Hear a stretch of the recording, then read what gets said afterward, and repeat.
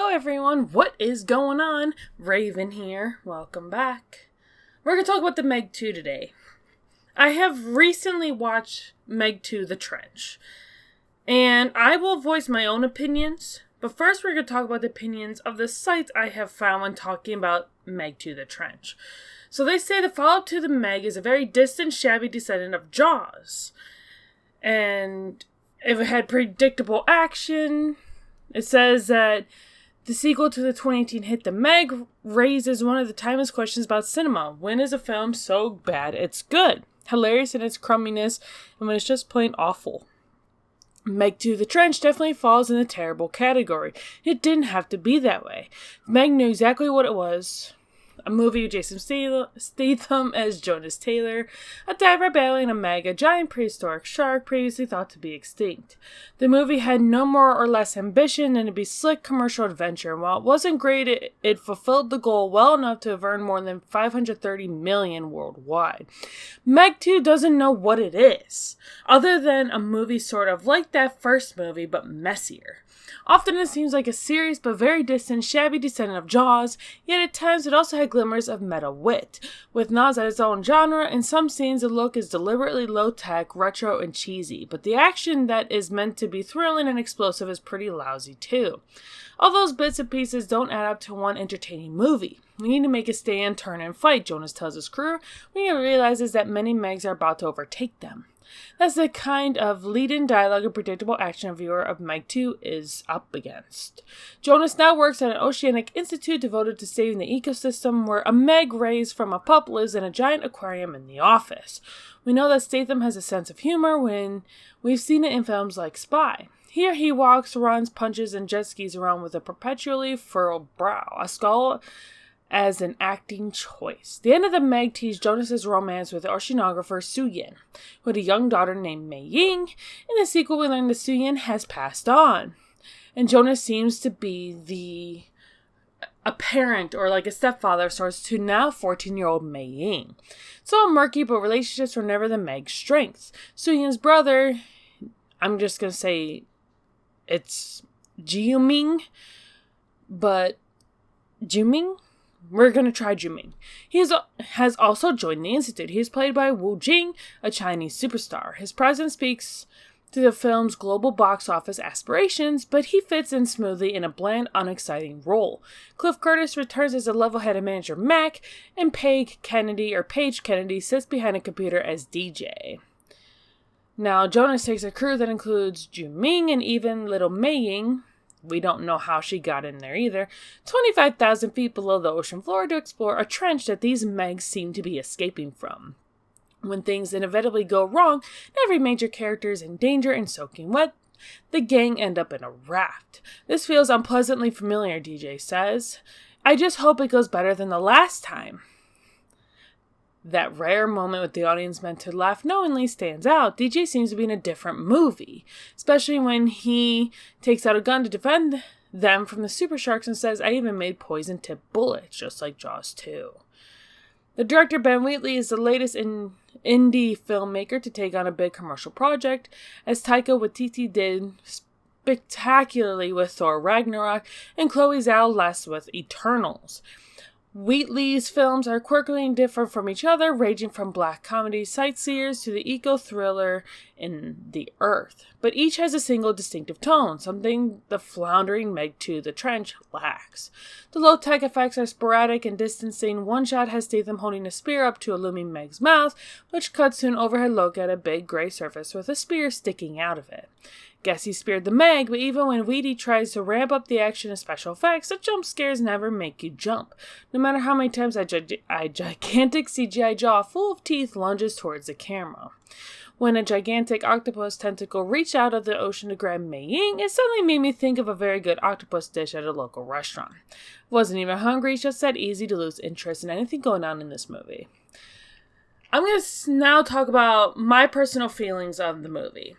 To some instances, I agreed with this. The storyline was bouncing around too much, whereas the first Meg movie, it was all about the Meg. Giant prehistoric great white looking shark that was said to be extinct for millions of years is now coming back and causing havoc.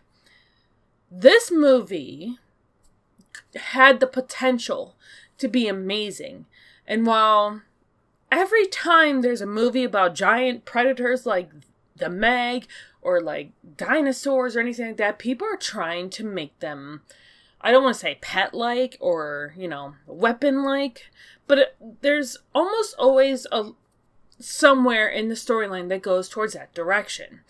And Zhu-Ming trying to, train a Meg falls in that category. Now, they could have expanded on that. They could have definitely gone more with shark versus giant squid or giant octopus, whatever that creature was.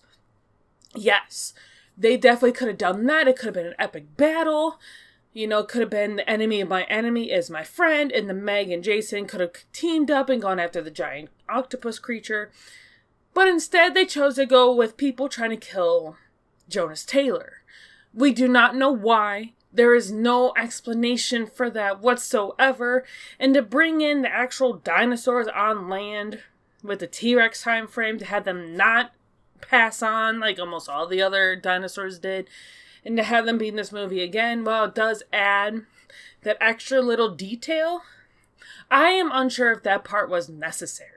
The whole guns with fighting each other thing really did not make sense. Trying to train a Meg really does not fit in the world of the Megs, in my opinion. Did I like the movie? Sure.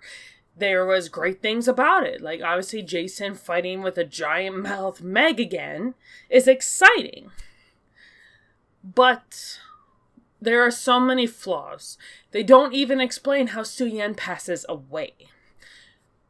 I would think that because she was a major part of the first movie, that they would want to explain. Is it because another Meg came in between the first movie and the second movie and she was eaten? We will never know. They never went into detail. That is something I wish they explained. They talked about how her father passed away from the first Meg attack. They could have said something along the lines of Su-Yen passed away due to her interests, studying animals and creatures of the deep and wanting to learn more about the Meg, and they could have gone into detail. I do like parts of the movie, for sure. Do I think it's a good sequel? No. This could have been the Meg to the Trench. It could have been separated into 2 or 3 different movies, all in all. You could have had a movie where Jonas Taylor and his friends are dealing with someone that is trying to take over the company. Or that could have been a little mini movie, like shorten it down a little bit, and that could have been a little mini thing that happened. That took up way too much of a Meg movie. Is there going to be a third Meg movie? I hope so. And if they do have a third Meg movie, I want to definitely see for sure an even bigger Meg, because I'm sorry, the ending of the Meg to the Trench did not sell me at all. You have 3 or 4 giant Meg sharks, if you count the one that was supposed to be a pet, versus a giant octopus with 8 arms. I was hoping it was going to be a huge, epic, oceanic battle. Instead, you have this pet Meg go up against this giant octopus by itself, and the other 3 are going after Jonas and the guy trying to shoot Jonas. To me, it made no sense. You could have again, I have no problem with the movie in general. I'm just voicing my opinion. Could have done something more epic. Like the Megs teaming up, all 4 of them teaming up to go against the giant octopus. And then at the end, maybe the Megs turn on each other, where the one that is supposed to be a quote-unquote pet could have turned on them and helped Jonas and Zhu-Ming and everyone else defeat the other Megs, especially the one that was said to be so huge. I'm sorry, the one that they said was the biggest they've ever seen really didn't do anything all that cool. I was so hoping that because it was the biggest, it looked the baddest. I love the scars all over its damn face. It looked amazing. But you're not even going to utilize that poor Meg. I'm sorry. What in the world? If you want to watch a giant shark movie, I would recommend watching maybe The Black Demon. I would recommend watching the first Meg movie and Jaws. The first Jaws. Would I recommend Meg to the Trench? No. As much as I love giant shark movies, like, to an extent, yes, I liked Meg to the Trench. I would probably maybe watch it again. Who am I kidding? I probably will watch it again. But I'm just gonna, when I watch it again, I'm gonna basically think of, like, how would I want to see this movie turn out? If they do a third one, it has to be centered on the Meg, like the first movie was. And I hope it's even bigger than the biggest one in this movie. I mean, how do you have something that looks so cool, looks so badass, and you don't even really utilize it for anything? Like, for me, yeah, it kind of went after some people, and I think the giant one with the scars, the one that looked cool, I think it ate one person, one character. But other than that, it really didn't do much. This movie, again, just gonna wrap up my final thoughts here. Was it decent? Yeah, I mean, a giant shark movie is always gonna be interesting to watch. Is it trying to follow Jaws and try to follow, Jurassic Park? In a way, I feel like it was definitely trying to follow that realm. Did it lose its way? Definitely. Was there things I wish was changed? Sure. And there was other things I wish would stay. Like, I love the fact that DJ actually kind of prepared himself for another Meg battle. I thought that was awesome. Though at the same time, like the article says, which I will of course link in the description for y'all, it looked like DJ was in a different movie.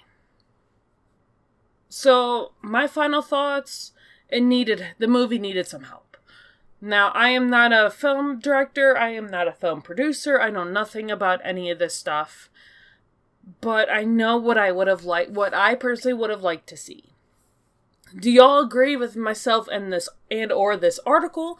Let me know your thoughts in this comment section down below. Do you agree with me that they should have fully gone into detail about why Su-Yan passed away? Let me know that in the comment section as well. And if there's any updates, or if they're actually making a third Meg movie, which I am hoping for, just so that they can save the franchise. Because the first one did amazing, the second one, I think, needed work. I will see you all in the next video. Hope you have a wonderful day. Bye!